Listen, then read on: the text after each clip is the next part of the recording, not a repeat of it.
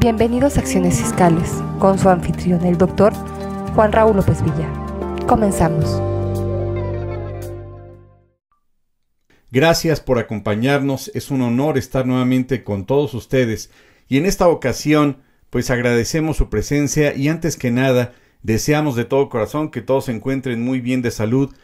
Y bueno, pues el día de hoy efectivamente vamos a hablar de un tema, o vamos a continuar hablando de uno de los temas que yo en lo particular considero más importantes para poder estar a la altura de una buena defensa fiscal estratégica. Y nos referimos a las medidas que se tienen que tomar para atender debidamente una visita domiciliaria a través del estudio para la impugnación de la orden de visita. Un tema que pareciera inagotable, un tema amplísimo, pero que sin duda alguna estoy seguro que esta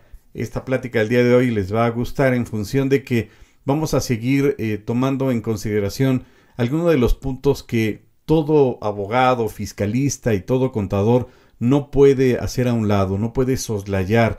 uno de los temas fundamentales a través de los cuales una visita domiciliaria pues se encuentre debidamente fundada y que se practique conforme a derecho, lo es sin duda que esté bien elaborada desde el origen, es decir, desde la misma orden de visita.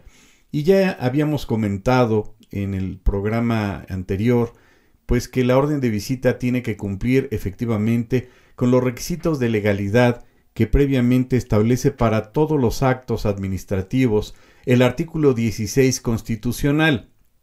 Que previene que todo acto de autoridad pues tiene que ser a través de un mandato emitido por escrito por las autoridades, que tiene que estar fundado y motivado, que tiene que tener competencia de parte de las autoridades. Y esto que se oye tan sencillo implica, por supuesto, pues muchos aspectos como el hecho de que cualquier autoridad que emita un acto administrativo, es decir, de suprasubordinación para con un gobernado, entendiendo que este acto administrativo genera derechos y consecuencias legales para con el gobernado, pues tiene que existir previamente, es decir, la autoridad, como lo hemos reiterado, únicamente puede llevar aquellos actos que la ley le otorga, es decir, previamente debe existir esa fundamentación en un ordenamiento legal que previamente le otorgue esa competencia, esas facultades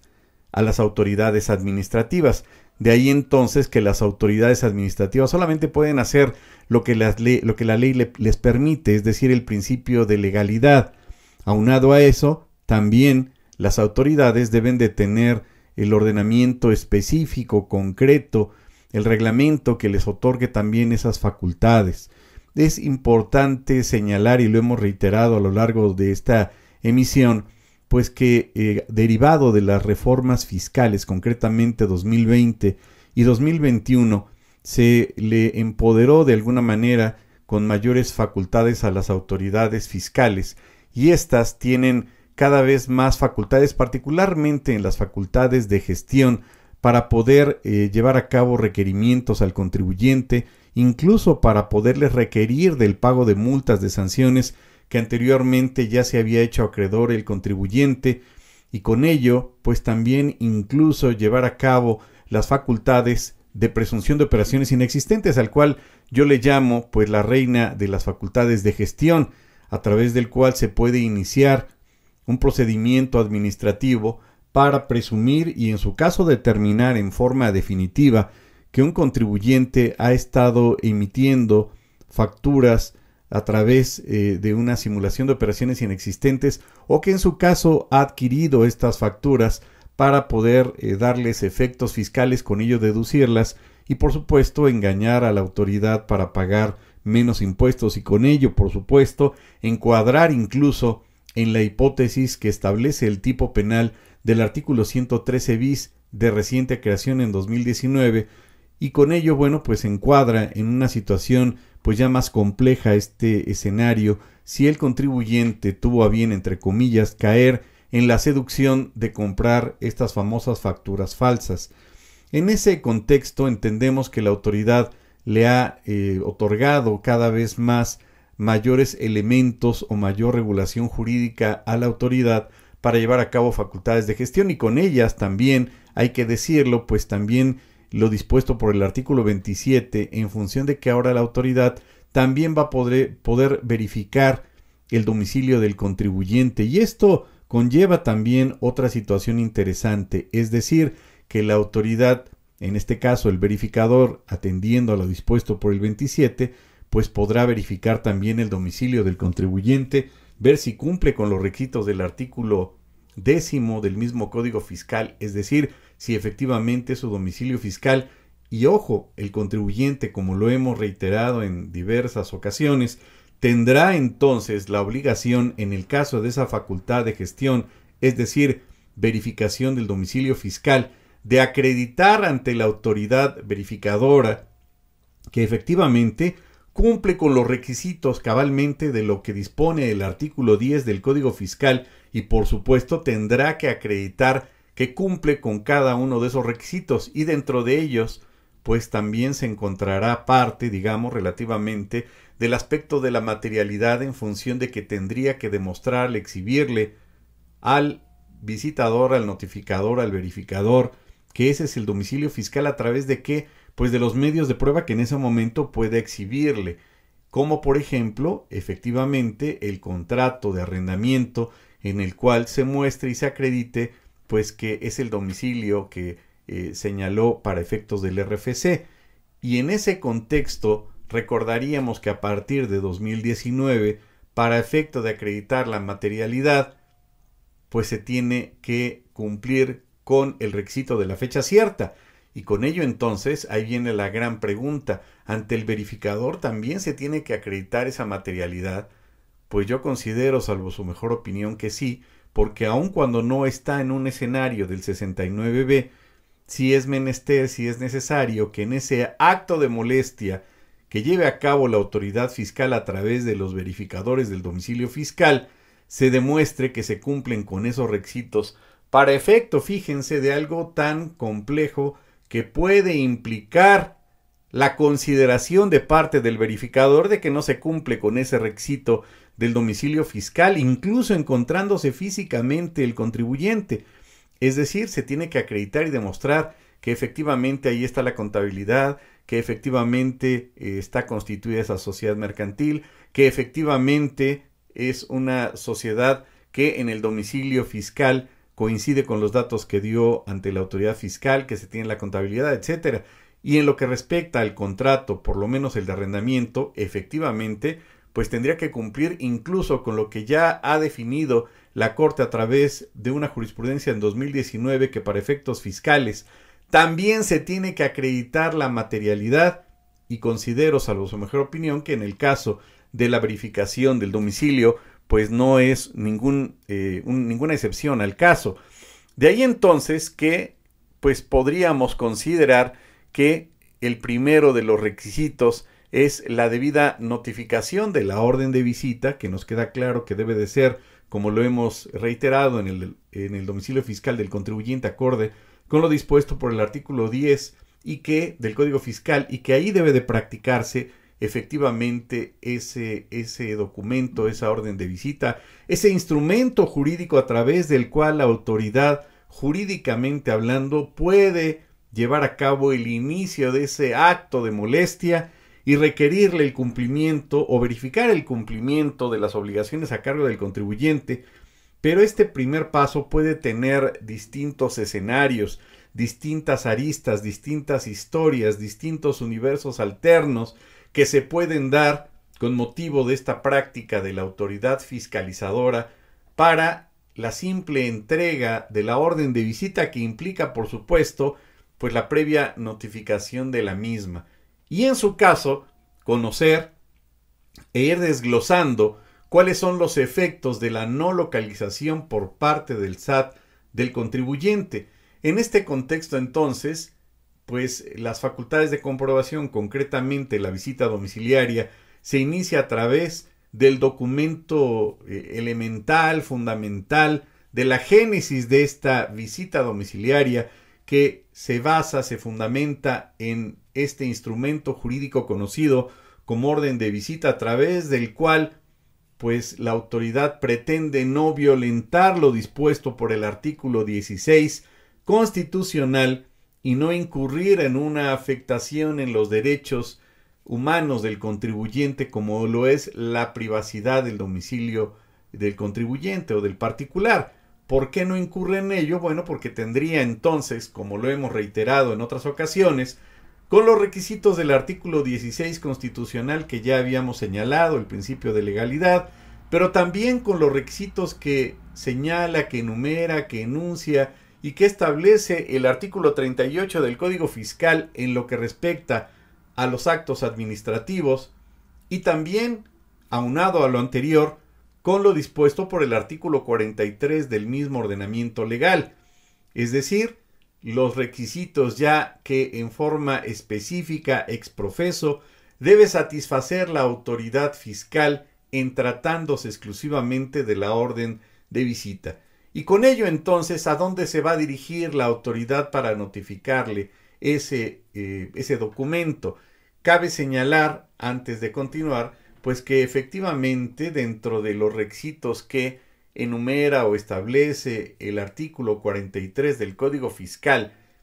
se reformó en 2020 la fracción quinta y pues se convierte en dos fracciones, prácticamente la fracción quinta y sexta, que si bien es cierto no nos da ningún elemento nuevo, nos confirma el hecho de que los actos de la autoridad fiscal, concretamente la misma orden de visita, puede emitirse con firma autógrafa o con firma electrónica. Esto quiere decir que evidentemente el documento, el instrumento jurídico a través del cual se inicia esta facultad puede estar suscrito, puede estar firmado en forma autógrafa por la autoridad que lo emite o a través de la firma electrónica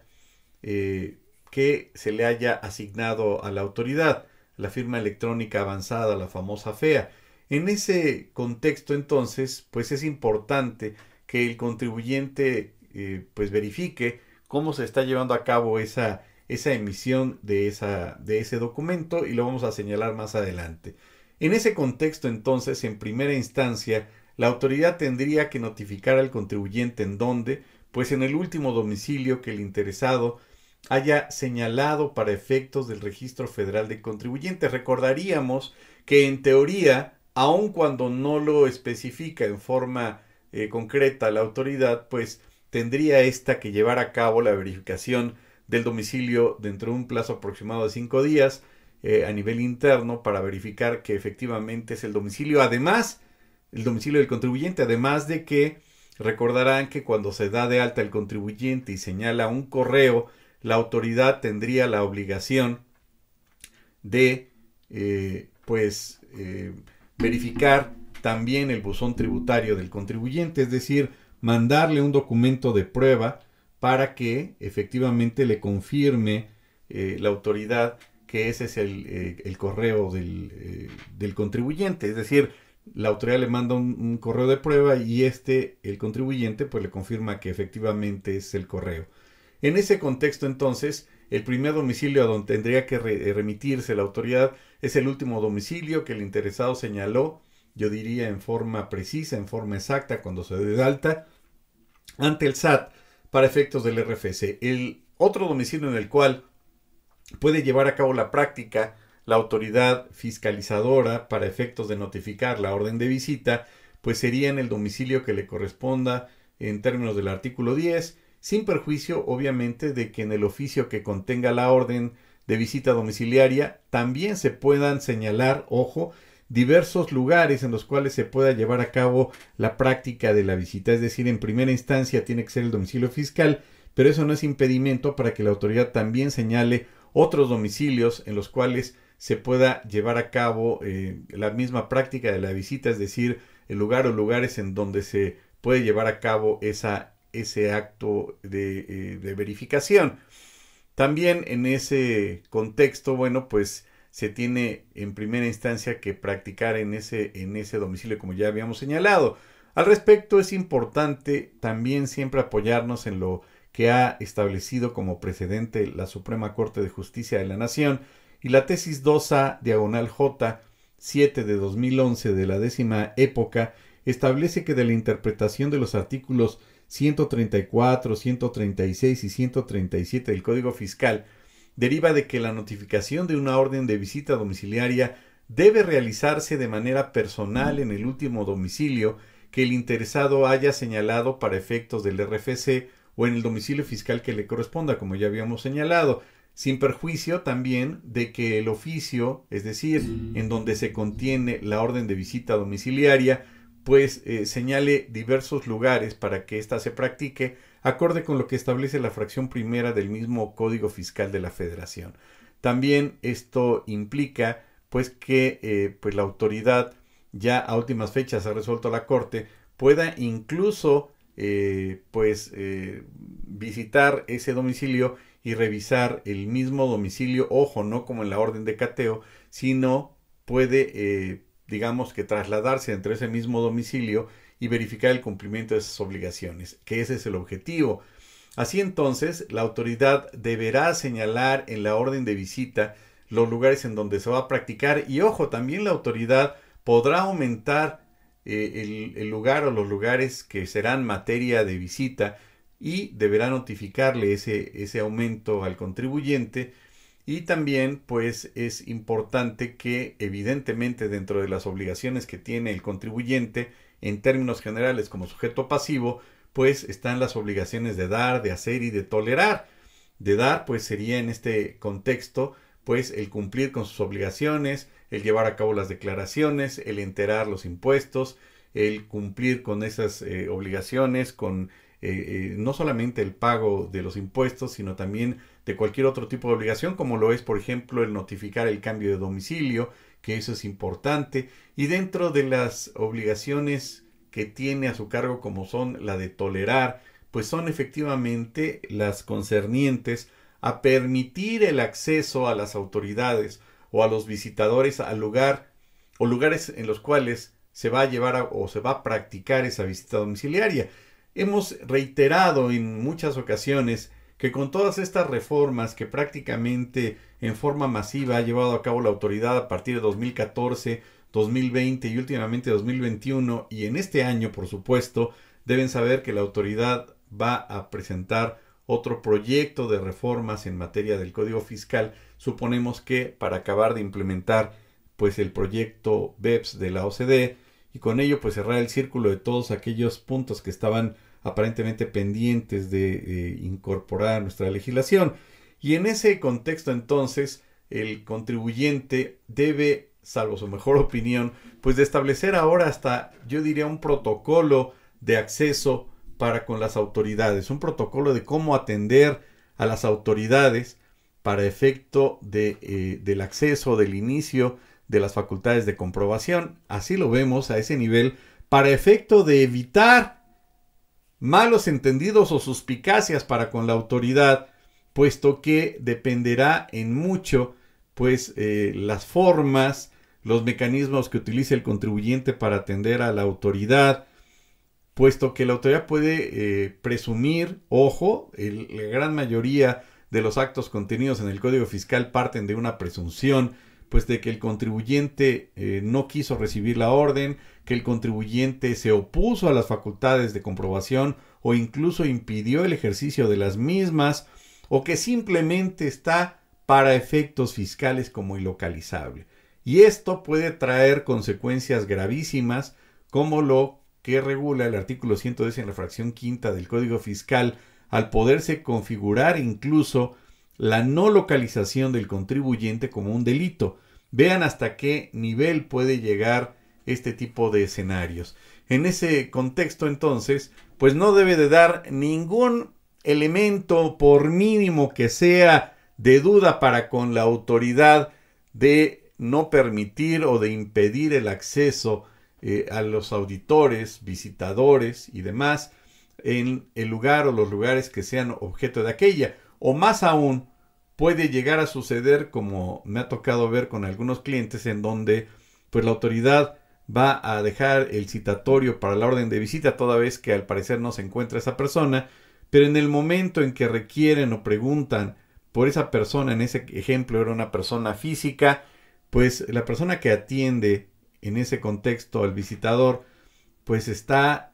con mucha fobia de toda esta situación de inseguridad que prevalece en nuestro país. Hay que señalar que desgraciadamente ha habido un incremento en fraudes por teléfono, ha habido un incremento en la delincuencia organizada, ha habido un incremento en pues toda la variedad de delitos que desgraciadamente pues entre menos seguridad haya al respecto, pues más crece ese tipo de afecciones, de afectaciones en la sociedad. Y con ello pues la gente está, como dicen vulgarmente, pues ya ciscada, asustada, temerosa de que alguien se ostente como autoridad no lo sea, o más aún le permita el acceso y resulte que sea un ratero, una persona que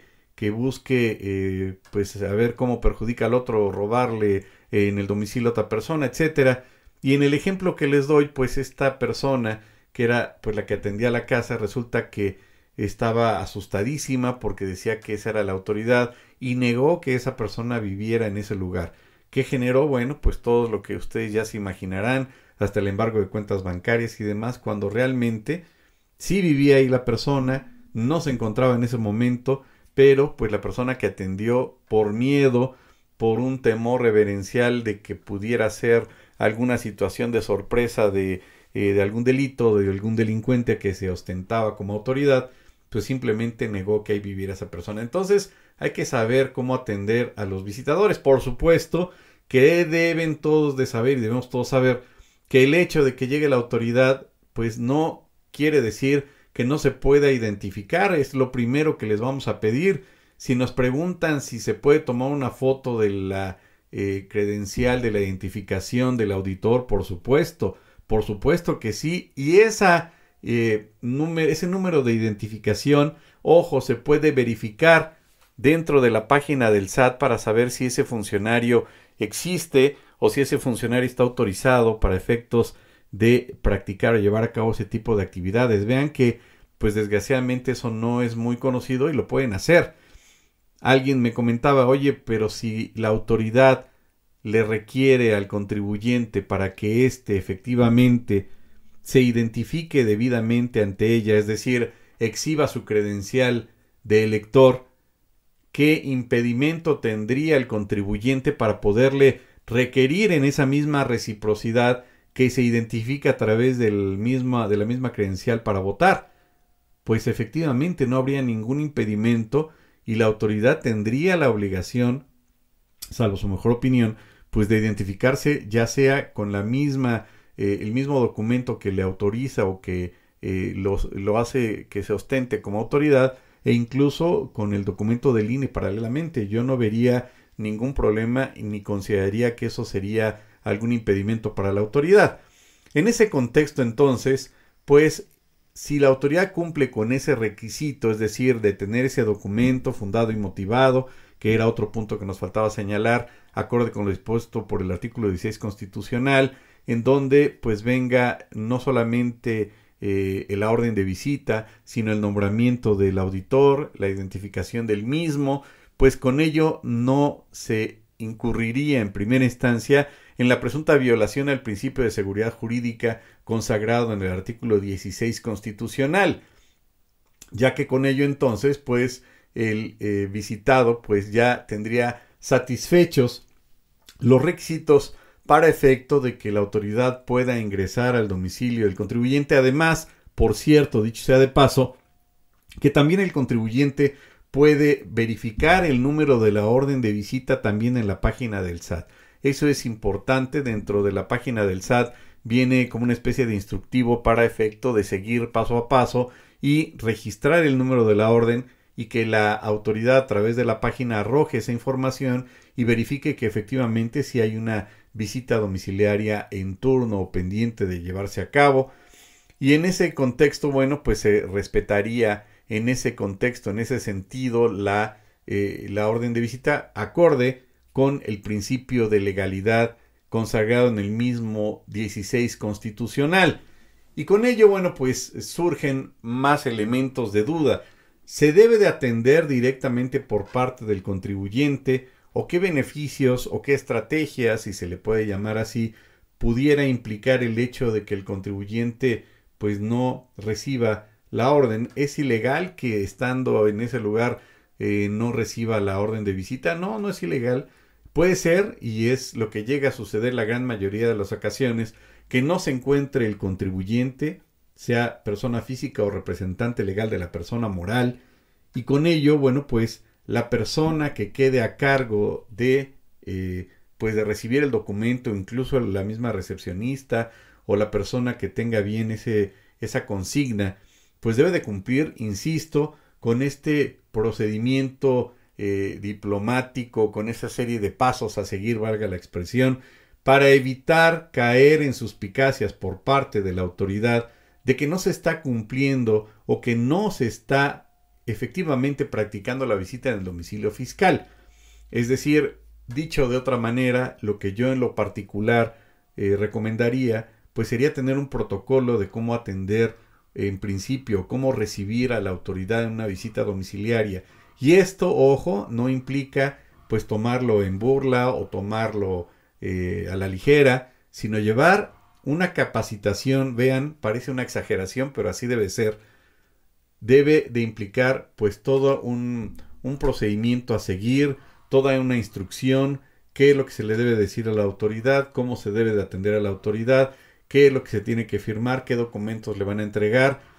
La gran mayoría de las veces, a veces el representante legal no se encuentra, que si bien es cierto en el domicilio fiscal debe de encontrarse la contabilidad y también la información de la empresa y también el representante legal, bueno, pues el particular tampoco va a ser adivino y va a saber cuándo va a llegar la autoridad y no siempre va a estar presente, y más aún con el home office, pues el representante de la empresa o el mismo contribuyente como persona física. Y en ese contexto, bueno, pues tiene que saber en forma puntual y precisa qué es lo que tiene que señalar, qué es lo que tiene que decir. Desgraciadamente, y eso hay que apuntalarlo, muchas personas tienen ese prejuicio, ese miedo, directamente no con el fisco, sino con cualquier otra autoridad, y con ello pues pueden dar información innecesaria o pueden aterrarse. Me ha tocado ver gente que se aterra nada más de saber que llega una resolución del Poder Judicial, de un juzgado de distrito. ¿Por qué? No tengo ni idea. Algún trauma, algún problema, no tengo ni idea. Y también no es la excepción que algunas personas, pues al ver que está la gente del SAT, se aterran, empiezan a sudar, se ponen nerviosos. Y ojo, desgraciadamente ese tipo de personas pues no ayudan mucho a la atención debida de la visita domiciliaria, y lo único que van a generar, como lo hemos indicado, pues va a ser la suspicacia de la autoridad, el que la autoridad empiece a crear o elucubrar distintos escenarios, y en el peor de los casos que quede el contribuyente como no localizable o como ilocalizable. Ya vamos a señalar entonces la diferencia entre uno y otro, y vamos a indicar pues cuáles son esos efectos que pueden llegar a darse en el caso de que esté ilocalizado o no localizado el contribuyente, y cuáles son las medidas precautorias para evitar ese escenario, que ojo, es el primer punto, el primer paso para la atención debida de una orden de visita. Y en este contexto redundamos en el tema de la orden de visita, porque sin duda alguna, como todos sabemos, la orden de visita, al considerarse como tal un acto administrativo, pues afortunadamente los criterios de la Suprema Corte permiten la posibilidad de que la misma orden de visita pueda ser impugnable. Pero ojo con este punto, si hablamos de que la orden de visita se puede impugnar, pues cualquiera de ustedes diría, bueno, se puede impugnar por violaciones presuntas a los derechos humanos, por violaciones presuntas a los derechos fundamentales, pero ¿qué implicaría o qué conlleva el hecho de que se impugne por vía de amparo? Pues que la autoridad en su caso pueda reponer el acto, y más aún si esos elementos de presunta ilegalidad implican que a través de la reposición del acto la autoridad pues ya subsane, valga la expresión, esas inconsistencias legales, pues dirían pues bonita asesoría, porque lo único que vamos a generar es que la autoridad reponga el acto, y que ese vicio que en su caso pudiera haberse utilizado o pudiera haberse considerado para la impugnación en su caso contra la liquidación definitiva haciendo valer no solamente las inconsistencias de la liquidación, sino de toda la orden de visita en ese largo proceso que dura la visita, refiriendo incluso como impugnación la misma orden de visita, bueno, pues entonces quedaría sin razón de poder impugnar en la liquidación la orden de visita. En ese contexto, entonces, ¿por qué razones o cuáles serían las razones por las cuales consideraríamos viable la impugnación de la orden de visita? Dicho de otra manera, en este contexto la orden de visita se puede impugnar a través del juicio de amparo, pues dentro de los primeros 15 días en que ésta fue notificada, o en su caso se tendría que esperar el contribuyente hasta que se lleve a cabo toda la visita domiciliaria y contra la liquidación o la resolución definitiva, ahora sí, agotar los medios de defensa que pudiera ser el recurso de revocación en términos del artículo 117 del Código Fiscal, o en su caso, al ser optativo, recurrir al juicio de nulidad dentro de los primeros 30 días en que fue notificada la orden de visita, y con ello, bueno, pues agotar los medios de defensa después del juicio de nulidad. Si llegara a perder el juicio de nulidad del contribuyente, pues tendría el juicio de amparo y finalmente el recurso de revisión ante la Corte. Pero en este contexto, pues atendemos y acudimos entonces a que, pues por regla general, o por lo menos yo en lo particular, no agoto el recurso de revisión y me voy directamente a juicio de nulidad. Y en ese tenor o en ese contexto, pues tendríamos prácticamente, por llamarlo de alguna manera, dos momentos para poder impugnar la orden de visita. Pero volvemos a la pregunta esencial, a la pregunta básica de todo lo que gira en torno a esta zona de gravedad que es la orden de visita. ¿Por qué impugnarla? ¿Por qué irnos en dado caso a la orden de visita como una forma de impugnar ese acto de autoridad? Bueno, pues sí obedece a un aspecto de estrategia, pero no, por supuesto, para impugnarla por impugnar en lo que a ver qué se me ocurre. No. Un punto sustancial, elemental, antes de continuar con los efectos de la localización del contribuyente, que es en el punto donde nos quedamos antes del corte, pues señalaríamos, como hemos insistido a lo largo de esta serie de programas,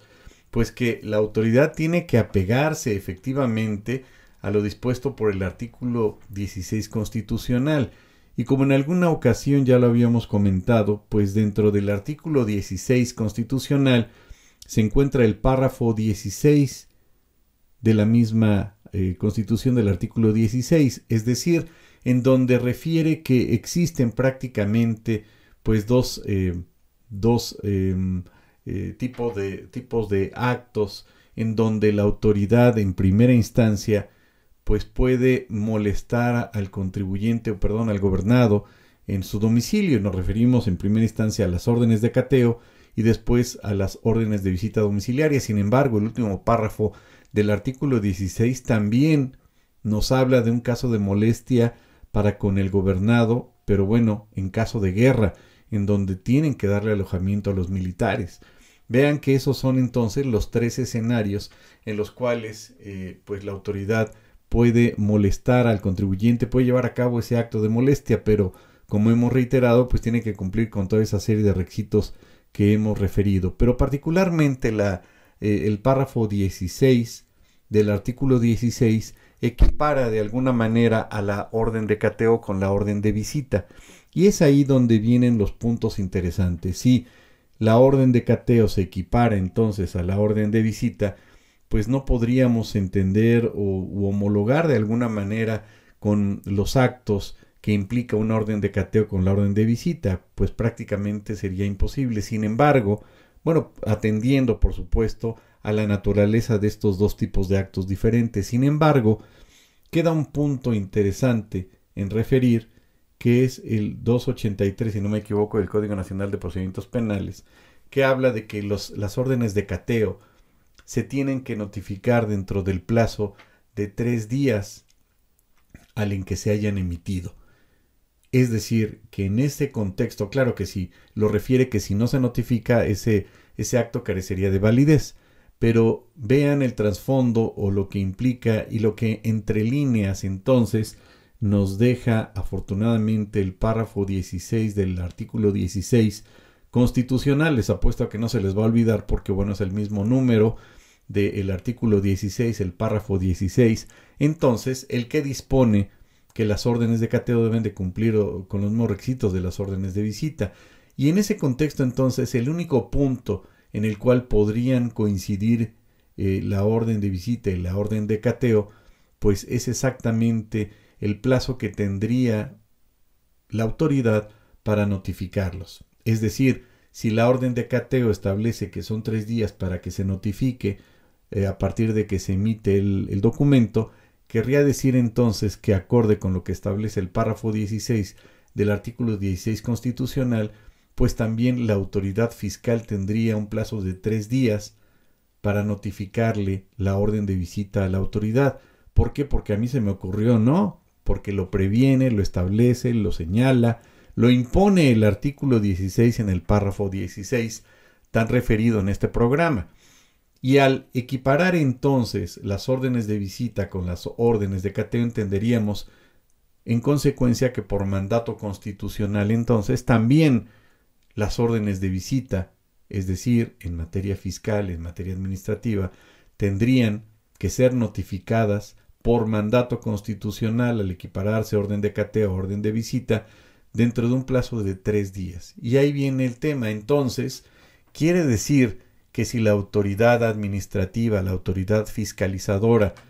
no efectúa, no lleva a cabo la debida notificación de la orden de visita dentro del plazo de 3 días al en que se emita, se estaría violentando presuntamente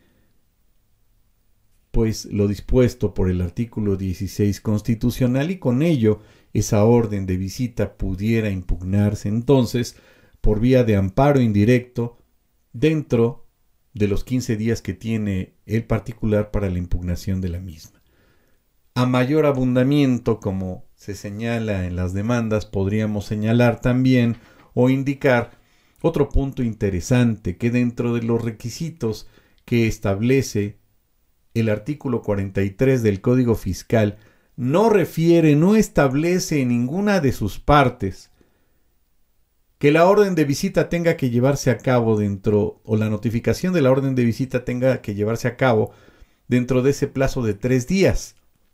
Y dirían ustedes, pues no hay ningún problema porque pues la ley de la materia establece en lo particular los puntos que consideró viables o aplicables o conducentes el legislador. Estamos de acuerdo. No obstante, dentro del artículo 38 y 43, por supuesto que se cumple cabalmente con los requisitos previos que para tales efectos ya dispone de antemano o con antelación el mismo artículo 16, es decir,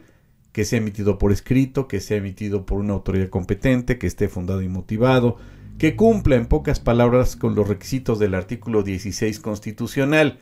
Pero hay un pequeño detalle que complementaría, digo yo, pues lo dispuesto por el mismo artículo 16, y es el que hemos reiterado, que se encuentra contenido en el párrafo 16. Es decir, además de esos requisitos de legalidad, pues le podríamos adicionar, salvo su mejor opinión, pues lo que previene o establece el mismo párrafo 16,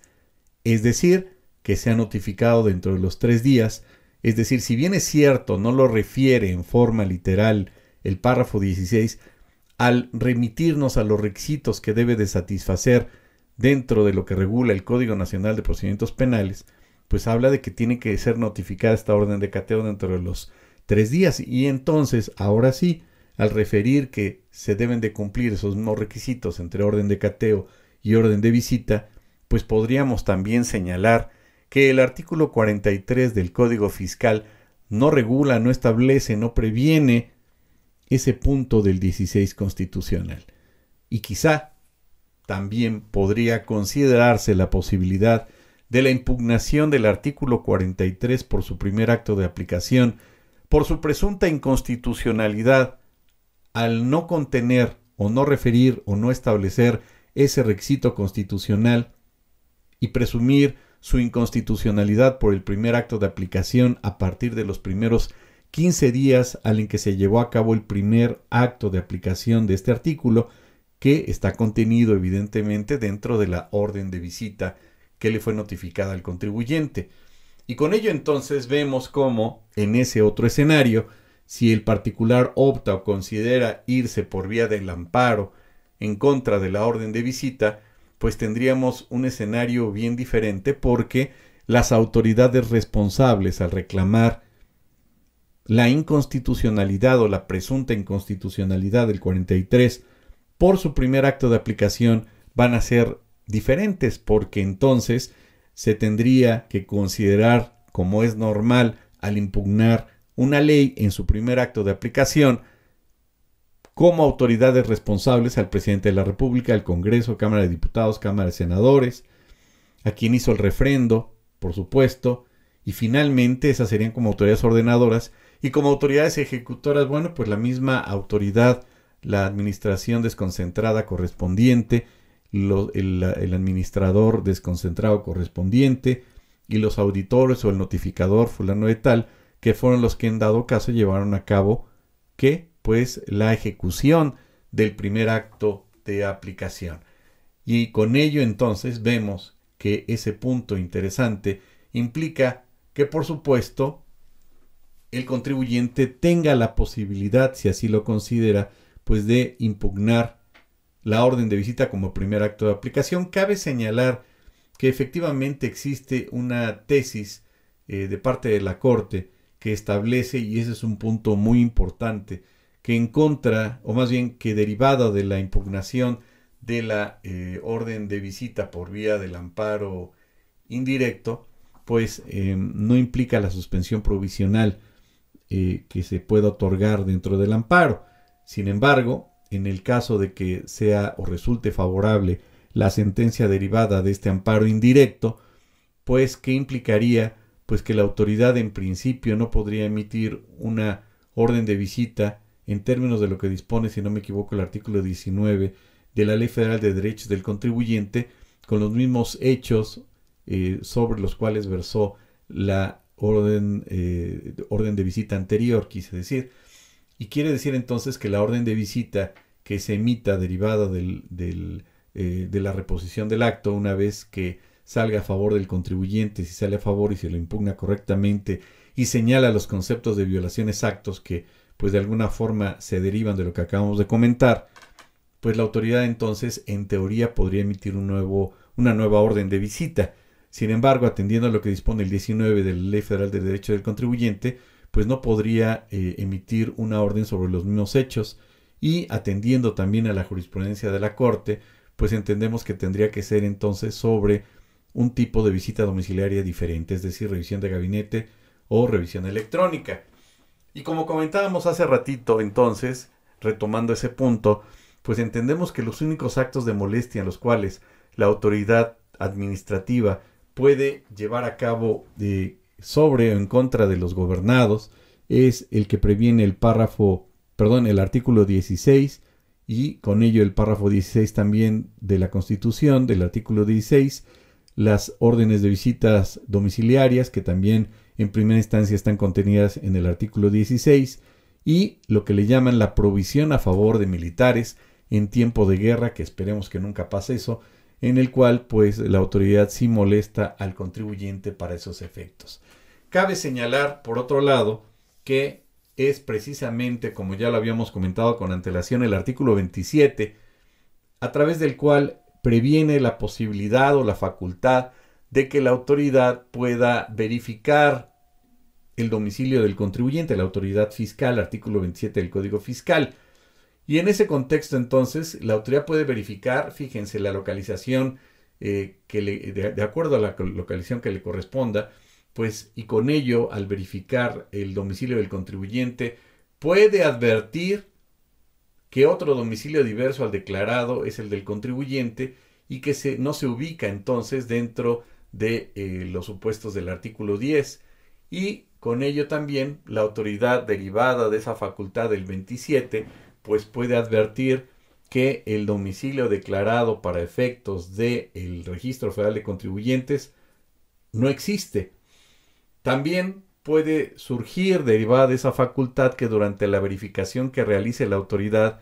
pues ésta certifica que el contribuyente no se localiza en el domicilio indicado, en el indicado, pues acorde con el RFC. Entonces, puede ser que no exista, puede ser que el contribuyente no se localice en ese domicilio, y puede ser pues que existe otro domicilio en el cual presumiblemente pues el contribuyente se puede localizar, pero como no está dado de alta ese otro domicilio, se cambió, pues de ahí se pueden derivar ese tipo de situaciones. Con ello entonces, pues la autoridad puede, previamente al ejercicio de las facultades de comprobación, pues verificar previamente, como es obligación, el domicilio del mismo. Hay que recordar, y es de gran importancia siempre, remitirnos a los criterios que para tales efectos ha emitido la Suprema Corte de Justicia, y en este contexto, aun cuando es una tesis aislada, está la tesis marcada bajo el registro digital 168889, que refiere inviolabilidad del domicilio, concepto y excepciones, y establece que la inviolabilidad del domicilio es el derecho fundamental que permite disfrutar de la vivienda sin interrupciones ilegítimas y permite desarrollar la vida privada sin ser objeto de molestias. Vean qué bonito está esto. Y en este sentido, es el espacio en el cual el individuo vive sin estar sujeto a los usos y convenciones sociales y ejerce su libertad más íntima, motivo por el que no solo es objeto de protección el espacio físico, sino lo que en él se encuentra. Y si les parece, ahí nos detenemos en la lectura de esta tesis, que aun cuando es tesis aislada, pues da elementos muy interesantes. Refiere que no solo es objeto de protección el espacio físico, sino en el que él se encuentra. ¿Por qué hago énfasis en este punto de este comentario de esta tesis? Porque recordaríamos también, como en alguna otra ocasión lo comentábamos, que dentro de las reformas del artículo 27 contempladas o contenidas en la reforma de 2020, pues ya se habla de una localización a través de la georreferenciación por parte de la autoridad. ¿Y esto qué implica? Pues que no se estaría protegiendo su privacidad y no existiría esta premisa de la protección en el espacio físico, aunque suene exagerado. ¿Por qué? Porque el contribuyente, recuerden, tendría que dar su autorización, su anuencia, para que la autoridad pudiera efectuar, practicar, llevar a cabo cualquier otro tipo de localización para efectos de que no se estuviera violentando lo establecido por el artículo 16 constitucional, su segundo párrafo. Es decir, si el contribuyente al momento de darse de alta, digamos, la autoridad le pidiera la autorización para que fuera geolocalizado o georreferenciado, pues no estaríamos hablando de esta presunta violación. Pero ¿qué es lo que sucede en la práctica? Pues que ya el Código Fiscal ya regula a partir de 2020 que la autoridad lo pueda georreferenciar o geolocalizar. Es decir, que lo pueda localizar a través de su teléfono móvil, en pocas palabras, por vía satelital. Que lo pueda localizar, que pueda saber en dónde se encuentra en tiempo real. Eso es válido, eso es permisible, eso lo permite la misma Constitución. No. Sin embargo, si el contribuyente, si el particular diera su anuencia de que fuera posible geolocalizarlo en tiempo real por vía satelital, pues no habría ningún problema, ninguna objeción y no se estaría violentando su derecho. No obstante, pues cuando el contribuyente se da de alta, nunca le pide la autorización, valga la redundancia, a la autoridad fiscal para esos efectos, y nunca le pide o le notifica o le avisa o le advierte que a partir de ese momento lo va a poder geolocalizar en tiempo real. Y con ello entonces estamos hablando de una violación directa y flagrante pues del domicilio o del espacio físico del contribuyente. Continuamos con la lectura. Entonces señala lo que supone una protección a la vivienda y a la vida privada. La Constitución señala de manera limitativa las excepciones a este derecho, a saber, órdenes de cateo, visitas domiciliarias y la provisión a favor de militares en tiempo de guerra, que es el que comentábamos que está contenido en el último párrafo del mismo artículo 16. También es importante recordar que que la misma Corte ha establecido en otra tesis que está bajo el registro digital 20.0293.8 una tesis aislada que literalmente establece lo siguiente: visita domiciliaria. El artículo 45 del Código Fiscal de la Federación, al establecer como obligación del contribuyente que permita el acceso al lugar o lugares objeto de aquella a los visitadores designados, no viola el principio de seguridad jurídica. Vean cómo es la misma premisa que lo que comentábamos hace rato respecto de la famosa geolocalización o georreferenciación. En tanto el contribuyente, el particular, el gobernado permita y dé su anuencia para que la autoridad lleve a cabo determinados actos, entonces no se estaría violentando ese principio de seguridad jurídica. Y en ese contexto, literalmente, esta tesis establece lo siguiente: el artículo citado, al obligar a que los contribuyentes sujetos a una visita domiciliaria permitan el acceso de los visitantes al lugar o lugares objeto de aquella, no viola el principio de seguridad jurídica contenido en el artículo 16 de la Constitución Política de los Estados Unidos Mexicanos, pues no implica la práctica de actos que van más allá del objeto de la visita, ya que establece con precisión los elementos que podrán ser motivo de la inspección, al señalar que el visitado debe mantener a disposición de aquellas la contabilidad y demás papeles que acrediten el cumplimiento de las disposiciones fiscales, además de la interpretación armónica de dicho numeral. Con el diverso 42 del Código Fiscal de la Federación deriva que la finalidad de la visita domiciliaria es la revisión de todo lo relacionado con la detección de irregularidades en el cumplimiento de las obligaciones tributarias del visitado, de manera que éste tiene la seguridad de que al acceder al lugar o lugares objeto de la visita, el representante de la autoridad debe actuar dentro del ámbito que implique obtener la comprobación en el cumplimiento de sus obligaciones tributarias, y en caso de que el visitador no se ajuste a los lineamientos indicados en la orden de visita, dará lugar a que se denuncie su actuar arbitrario y, en su caso, a que sea sancionado por la responsabilidad administrativa o penal correspondiente. Vean entonces que la autoridad puede incurrir, si se sale de esos principios de legalidad, pues dentro de cuestiones de responsabilidad administrativa o incluso de carácter penal. Esto pues conlleva el conocimiento previo de los límites a través de los cuales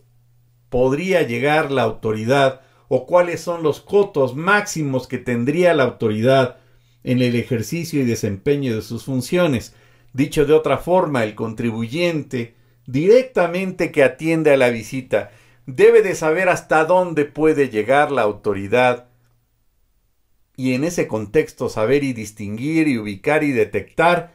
cuáles serían entonces aquellos actos de presunta ilegalidad en los cuales puede desgraciadamente incurrir la autoridad. Y digo desgraciadamente porque a veces es muy reiterativo, muy común y pareciera hasta normal, pero el contribuyente tiene pleno derecho en ese sentido y podría señalarle a la autoridad que ese tipo de situaciones no podrían continuar. Por ejemplo, si la autoridad le pidiera al contribuyente ya dentro o a lo largo de la visita domiciliaria que le proporcione, que le entregue información concerniente a su contabilidad dentro de ejercicios fiscales o referente a ejercicios fiscales que no son materia de la revisión, el contribuyente podría de una forma groseramente educada decirle a la autoridad pues que sí te voy a proporcionar esa información siempre y cuando pues me des un documento emitido por tu jefe o por la autoridad competente en donde me refieran eso, puesto que ese periodo de visita que me estás, periodo de revisión que me estás pidiendo no forma parte de la visita domiciliaria, es decir, estás yéndote más allá pues del plazo que la ley previene para la revisión. ¿Qué es lo que va a suceder? Muy probablemente, si es el caso, pues que la autoridad no le va a entregar nada y que con ello entonces no podría señalar que el contribuyente se opuso a la entrega de periodos que no fueron materia de revisión, porque evidentemente tiene que apegarse, como lo hemos señalado, al principio de legalidad. Y lo más probable entonces es que pues la autoridad no le va a proporcionar nada al respecto. Y con ello es importante entonces pues señalar y establecer esos pues parámetros de referencias de los límites que tendría la autoridad, ojo, sin que ello implique obviamente una actitud grosera, grotesca o que dé a entender que se opone o que impide la continuación o el inicio de las facultades de comprobación. Esto es importante, como lo hemos reiterado en este programa, porque pues el contribuyente tiene ese derecho de manifestar aquellas inconsistencias o aquellos puntos en donde no esté de acuerdo. Es importante también referir que acorde con todas estas modificaciones esenciales, sustanciales que se han llevado a cabo en los últimos años, bueno, el año pasado y este año, pues implica un nuevo escenario para la forma a través de la cual desde un inicio se tiene que atender la visita domiciliaria a través de un mecanismo de estrategia jurídica, obviamente apegado a derecho, para en su momento tener una buena y oportuna defensa fiscal estratégica y con ello saber desde un principio pues cuáles son esos elementos o vicios de ilegalidad.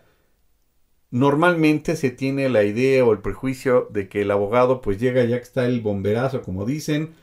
y a veces pues ni siquiera dentro de los 30 días, sino ya en los últimos días de pues a ver qué hacemos, aquí está la liquidación y qué hacemos. Bueno, pues debemos de saber que el abogado, el fiscalista, puede atender también paralelamente con el contribuyente la visita y asistirlo oportunamente para saber exactamente pues hasta qué límites ha actuado la autoridad o incluso prevenir y anticiparse para identificar esas presuntas actividades arbitrarias en dado caso por parte de la autoridad y con ello establecer una estrategia de defensa pues si es que hay elementos que rebasan los aspectos de legalidad que hemos señalado. Y precisamente de eso vamos a hablar el próximo 19 y 20 de agosto en nuestro nuevo curso de estrategia de defensa fiscal contra auditorías, a los cuales están debidamente invitados a este curso que va a ser de 2 días muy intensivo diría yo, del jueves 19 y viernes 20, que va a ser por vía Zoom, y con ello, bueno, pues invitarlos, convocarlos a este curso que vamos a señalar, en donde vamos a plasmar todos aquellos elementos que hemos contemplado y hemos señalado en distintas publicaciones e incluso en el libro de defensa fiscal. Ojalá nos puedan acompañar, pues los informes se los podemos proporcionar en nuestro correo lopezvillaconsulta@gmail.com, también en nuestra página de internet www.lopezvilla.com y en nuestros muros Juan Raúl López Villa en Facebook. Pues hasta acá llegaríamos. Muchas gracias por el favor de su atención y continuamos señalando elementos de ilegalidad de la orden de visita en la siguiente sesión. Muchas gracias y que sigan teniendo una excelente semana y un excelente día. Y por favor, cuídense mucho. Gracias.